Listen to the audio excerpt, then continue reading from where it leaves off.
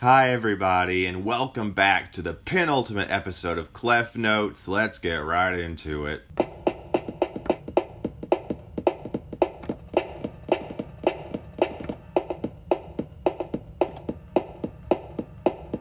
Alright, so this week I watched 1952 Singin' in the Rain, which is widely regarded as one of the best, if not the best, movie musicals of all time. This movie stars Gene Kelly, Debbie Reynolds, Gene Hagen, and Donald O'Connor. The film was directed by Stanley Donen and Gene Kelly, who oversaw most of the choreography, and the screenplay was written by Betty Comden and Adolph Green. Alright, so the film opens with this actor, Don Lockwood, right? He's shown up to a movie premiere with his frequent collaborator and scene partner and rumored lady friend, Lena Lockwood, who show up, and they make a big brouhaha about how they met, and it was much less dramatic than they make it sound, and much less glamorous than, well, he makes it sound, because she doesn't talk.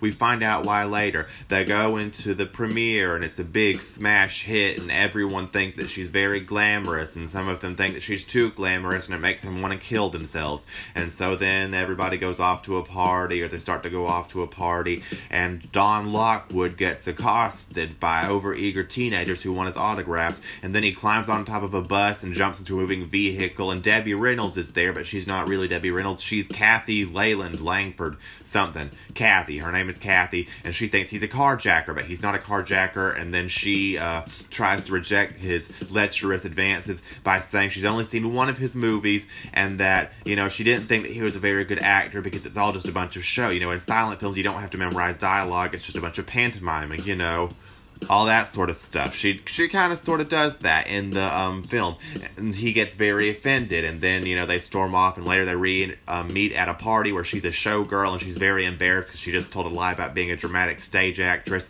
and she throws a pie in Lena's face, and it turns into this big mess. The motion picture studio, Monumental Pictures, decided to make a talking picture with Lena and Dawn because they have to compete with the jazz singer, the first big talking motion picture of the time. And so they start making it, and they make it, and it premieres, and it's terrible. It's just awful. The audiences hate it. Everyone except Lena hates it.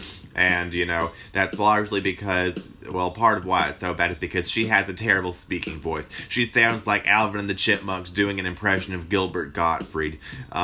And so they come up with an idea to dub her. They say, okay, well, we'll turn it into a musical, cut the bad scenes, but Lena can't sing. Oh, well, that's okay. We have Kathy, and she can sing and she can dance, because they've reconciled at this point. And so she says, you know what, we'll just lip sync. We'll let Lena lip sync, and then Kathy will go in and sing over her lines and talk over her lines, so it all sounds great. But Lena finds out, and she's furious, and she threatens to sue most viciously, and it's all a big dramatic mess. But then they reveal Lena and her deception, and her career is destroyed and tattered to pieces. And then Kathy and Dawn are in a movie called Singin' in the Rain, and there's a big poster, and there's a lot of dramatic dancing and a lot of over-the-top scenes and settings, and there's a 17-minute long dream sequence, well, not a dream sequence, just a pitch sequence in which stuff happens, and it's very colorful. And Sid Charisse is there.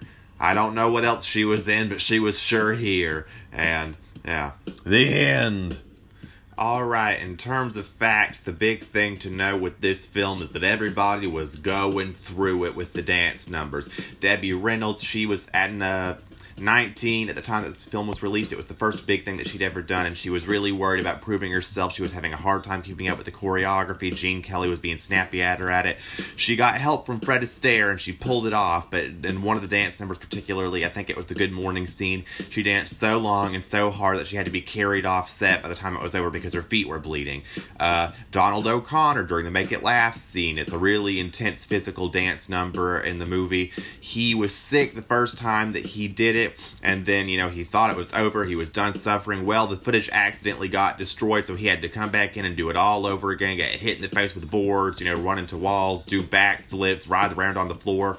Gene Kelly, during the actual Singin' in the Rain song, it was filmed outside on a back lot, but they stretched a giant black tarp over it to make it look like it was night, and pumped in water in pipes with holes poked in them. He was wearing a wool suit, and it was in the middle of summer, so it was like 90 degrees, and he was soaking wet in a wool suit. It was shrinking, he was cold, he had I don't know if he had pneumonia, but I don't know, he was sick, he wasn't well, and they had to keep doing it over and over again and could only film it so far every day because at 5 o'clock all of the homeowners in the nearby area would turn on their sprinklers and the water pressure would go down too much for the rain to look good.